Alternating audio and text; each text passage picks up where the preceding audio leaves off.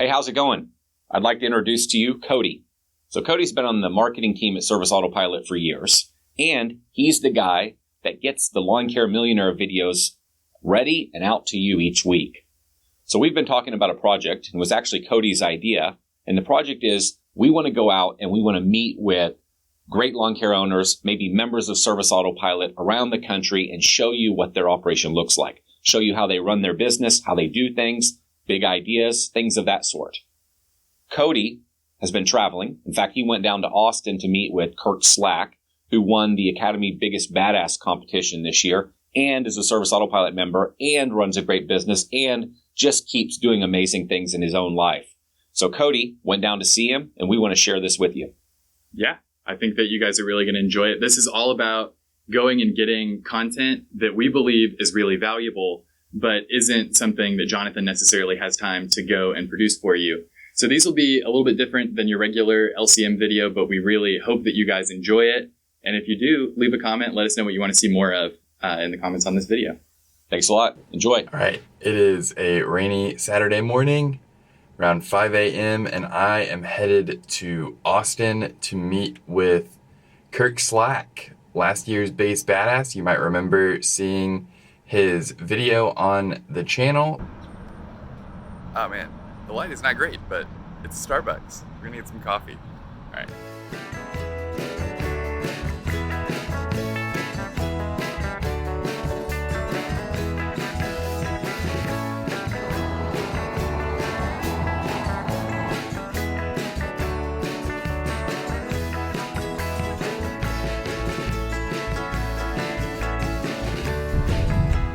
All right, I have made it to Kirk's office. We'll go knock on the door and see what he's got going on today. It's a beautiful Saturday. It's been raining all week.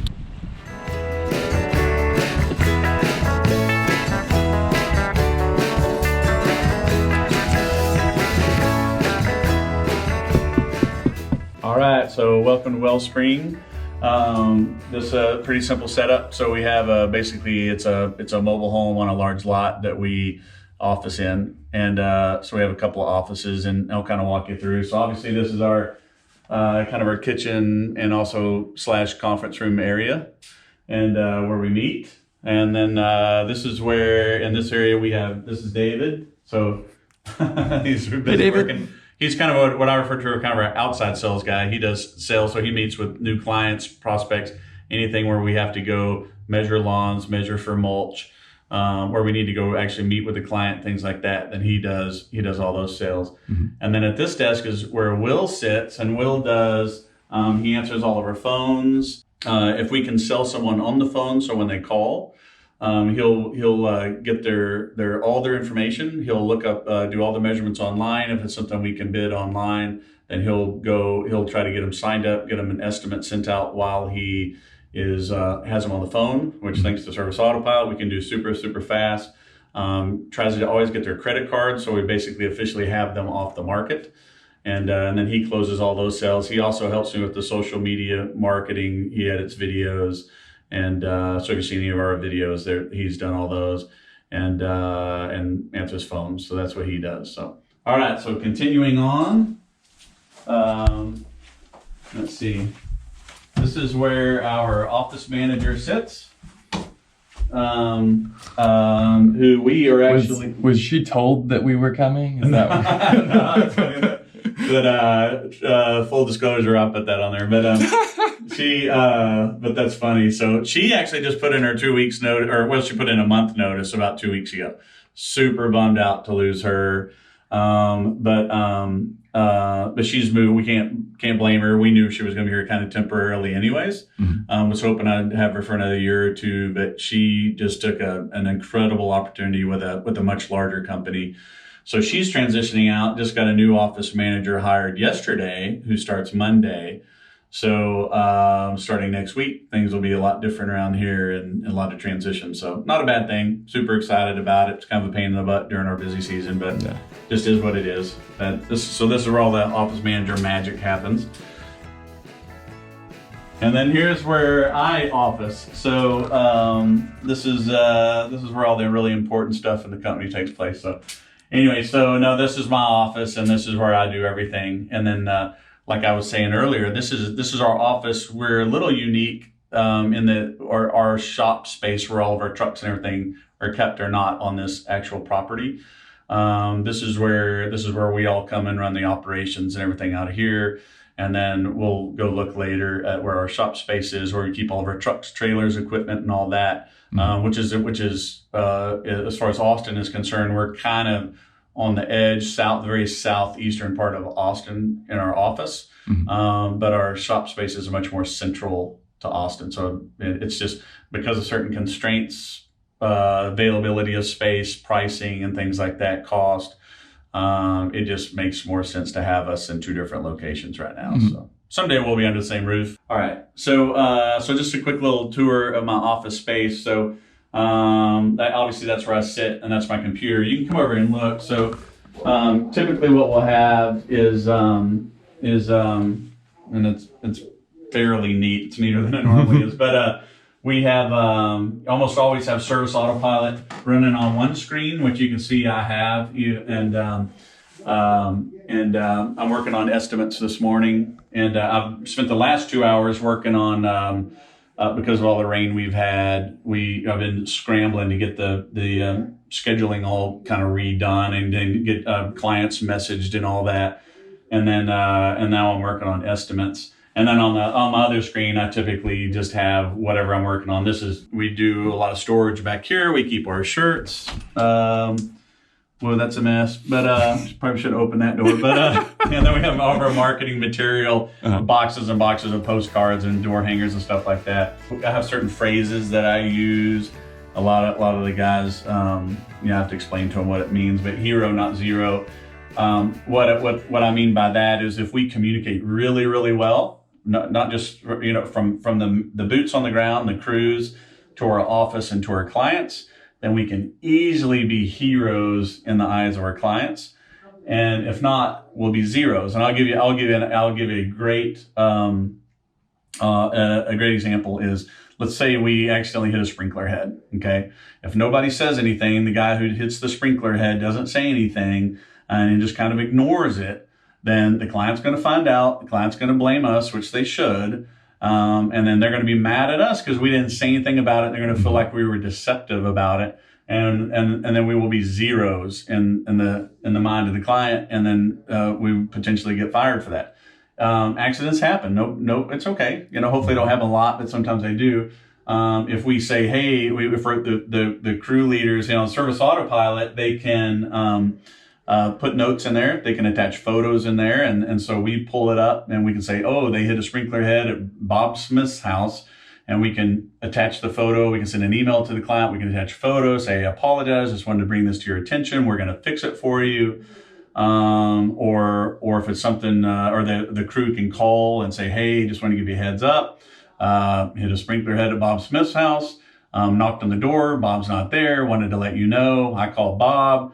And Bob goes, oh, man, thank you so much. You're so honest. Thank you so much. And if y'all could fix that, that would be great. And then at that point, we're heroes. So even though something went wrong, we can still be the hero. If we try to cover it up or no one says anything, then we're a zero. So anyways, that's kind of what that's about. And then over here, you can see this is where we do, it's kind of empty right now because we're in our busy season, but this is our Kanban or Kanban, however you pronounce it, board, where we'll take, and every office has one. Every employee has their own board as well. So what we do is we take all of our ideas of things we want to work on, and then we post them here. We get them organized. We determine who's going to work on them, what's the process we're working on them, a timeline. And then as this is a brand new one. I literally just installed. You can see how light it is. We take these, and then as we start to work on them, we start to move them from left to right. Here are some that have been completed already. In the winter, this thing will get completely filled up, and we'll really work aggressively to get these little special projects done. In our busy season, we have a tendency to be laser focused on sales and getting our work done, and hiring. And so we really don't have special projects much in the busy season. If we do, it's got to be real special. So yeah. And then we do a lot of content marketing videos, things like that as well. We do a ton on Facebook. We have our own YouTube channel. We post them. We have a vlog on our website, and so a lot of that will be done right here. And then so I actually just got this the other day. A little tripod holds my phone. It's got a little light system, and so we can set up kind of a little bitty studio here in the office, and we do filming. And of course, we do tons and tons of filming out in the yards and things like that. Okay, so the second that I came inside, I saw the sign that is right behind us that says, "Shut the damn gate." And so I wanted to get Kirk to talk about that, and he ended up telling me that you guys have it on like a bunch of different materials, and you like run a promotion around it. Right, absolutely. So talk to us about that. Okay, so it's real simple. I have a blind Boston Terrier. His name is Steve. And as you can imagine, if Steve would ever get out of our yard, he will be dead pretty quick. I mean, to put it bluntly. So it's super important to me that that my gate at my house stays shut all the time. And we always ask when we get a new lead or client, we always ask them like, hey, how'd you hear about us, and why'd you get rid of what happened to your last provider? And a significant amount of the time they say, well, he kept leaving my gate open and my dog got out, and we're sick of that. So we're like, okay, well, it's important to you, it's important to me, so let's highlight that. So one of the things that, so we have shut the damn gate. It is rule number 2 of the company. Rule number 1 being... Don't talk about the company? Yeah, right. No, rule number 1 being safety first, because it sounds weird to say safety second. And then rule number 2 is shut the damn gate. And so literally every single morning when I meet with the crews, I'll just point at somebody and go, what's rule number 2 of the company? Shut the damn gate. So, and just as an example, like here's on our print materials, all of our print materials, it says that we will pay our client $50 if they catch us leaving their gate open. Mm-hmm. That's how important it is. And then here's our shirt. If you can see that, that's Steve, my little dog, and it says we will shut the damn gate on the shirts. So it's on our website, our marketing material, it's on our shirts, and it's also on the side of the truck. So, and we use Steve for a lot of our marketing. Steve's on all of our print material now. He's on our trucks. He's on our website. He does a lot of our videos with me, and this literally is on our trucks. It'll be Steve's head with a little cloud over him, and he's saying various things on the trucks. And as you can imagine, every now and then one of our guys will leave a gate open, and all hell breaks loose. I mean, I get extremely upset. We fired people over leaving gates open before. We've been fired for leaving gates open before. So, but we hammer it home all the time. I mean, we talk about it every single day. Shut the damn gate. So that's it. That's the story behind it. This is a double wide motorhome. So specifically, we do a lot of lawn care. We don't do a lot of fancy design work, and so really no one ever needs to come to our office. I think in the last few years, maybe once in the history of the company, we had a client literally walk into our office, and it scared everybody, it shocked everybody so much. We're all, oh my gosh, I hope she's not coming here to shoot us or something like that. But we co-officed with someone else at the time, and she was coming in to visit that office, and she thought, I'll just hand you a check while I'm here. Which is interesting because we don't even take checks. So that's a story for another day. So my point to all that is we don't need anything fancy. So a lot of lawn care companies will have like a metal building on some acreage, things like that. We're a little different in that we have a mobile home. It's a double wide mobile home that's been converted into an office. We rent it right now. One thing specific to Austin is it's very expensive in Austin, especially if you want to be kind of centrally located. So we have our office here, and then our shop space is located very central to Austin, about 5 miles from here as the crow flies.